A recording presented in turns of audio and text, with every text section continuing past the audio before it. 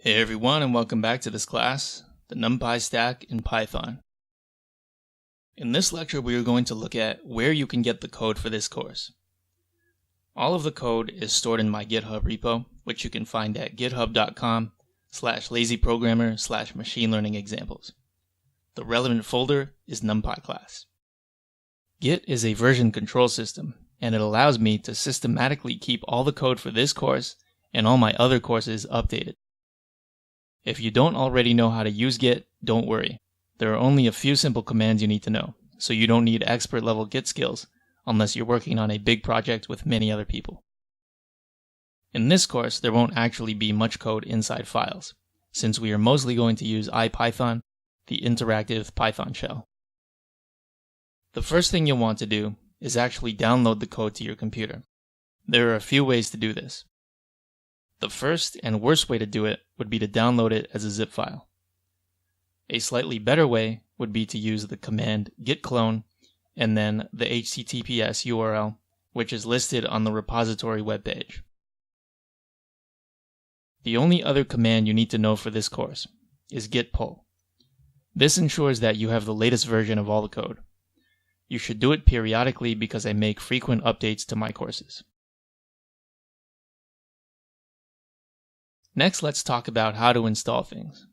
I typically recommend using Linux or Mac. The Mac is a little better in this case because it's usually less buggy than Linux, and it also comes with all the libraries we need pre-installed. If you want, you can update them using the commands sudo pip install -U, numpy, scipy, matplotlib, pandas, and IPython. On Ubuntu, the Linux distribution I recommend, you can't use pip or easy install to install the libraries we need.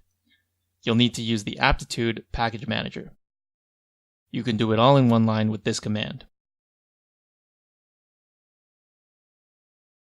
So what do you do if you're on Windows? My recommendation is to use a virtual machine. I've added an environment setup tutorial in the appendix of this course, where I walk you through the process of setting one up and installing everything. The reason I recommend this is not because I hate Windows, but from real-life experience working with clients. Every single time a client of mine tries to install these Python packages on their machine, which has Windows, it usually ends up taking hours of time. So it's up to you whether you want to spend that time or not. I've heard that Anaconda is good, but I can't vouch for it 100% because I've never used it myself. Another reason I used to recommend against Windows is because Theano and TensorFlow are not officially supported on this platform.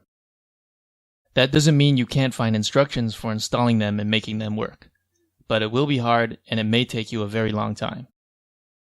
I know a lot of people are interested in TensorFlow because it's Google's new thing, and previously it was not supported on Windows at all. However, TensorFlow is under active development, and from what I've seen, they are working on making it work with Windows.